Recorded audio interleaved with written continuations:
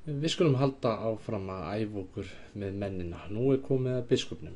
Biskupinn hreyfir sig á ská, má fara eins langt út og hann vill og getur bakkað. Það er bara peðið sem hefur þann veikleika að geta ekki bakkað og þess vegna er það lélegasti maðurinn. Maðurinn sem að hreyfi sig minnst er lélegastur. Biskupinn ætlar að stöðva þessi 2 peð og fer leikandi létt með það. Kóngarnir eru þarna bara með vegna tæknilegra ástæðna hjá mér, þið eigið ekki að hafa kóngarna.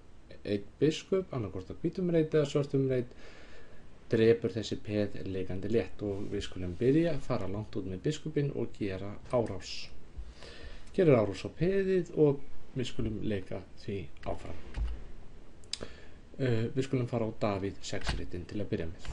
Og nú segja kannski peðin við hvort annað, þetta er allt í lagi, við erum alveg örugg því að þessi biskup, hann kemst aldrei á svartan reit. Hann er fastur á hvítum reitum, þannig að við erum örugg svo framalega sem við erum á svörtum reit. Og það er rétt, en í skák er það þannig að maður neyðist til þess að leika og hvítur smalar peðunum á hvíta reiti. Byrjar á því að spyrja sig hvert eru þessi peð eiginlega að fara. Eitt peð er að fara á D5 og hitt er að fara áfram annarkvort á 1-6 eða 1-5 og það er þessi skálína sem örinn sýnir, þannig að biskupinn kemur sér á hana og þá er bara eitt leik að velja fyrir svartan, það er leika peðinu sínu út á E5 og þá sjáum við örina, hvert eru peðin að fara. Þau eru að fara á hvítareitin E5 eða Davíð 5 og kemst biskupinn á þá línu? Já, hann kemst á Davíð 5, peðið fyrir áfram, drepur það, verður að leika og drepur það. Þetta er leikandi létt. Fara út með biskupinn, gera árás og fara líka á bakvið peðin. Sjáum aðra útgáfu hér. Við skulum leika biskup Bjarni 5. Þannig í staðin fyrir DS6 leikum við núna Davíð 5. Gera árás, fara á bakvið peðið, gera árás.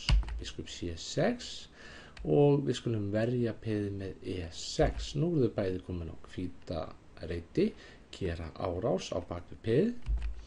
Peðið fer áfram og við spyrjum, við höldum áfram að gera árás á veika peðið á D5. Ráðast á andstæðinginn þar sem hann er veikur, ekki þar sem hann er sterkur.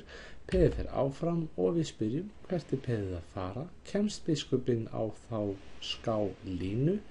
Já, það er þessi lína. Peðið fer áfram, drepum peðið, áfram, drepum peðið. Þetta er ekkert mál fyrir biskupinn að drepa 2 peð. Með 3 peðum vandast málið í miðjunni, endilega pröfið það. Pröfið að láta biskupinn keppa á móti 3 peðum. Með hárréttri taflmennsku hjá svörtum, það er að segja 3 peðum, vinna peðin. Biskupinn ræður þá ekki við að stöðva þessi 3 peð al-1.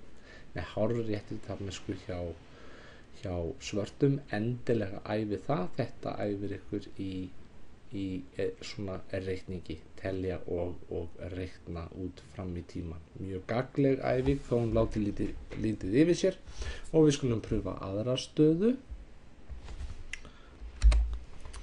Þegar þið eru búin að gera þessa æfingu með 1 biskup á móti 2 peðum þá skulum þið pröfa svona æfingu.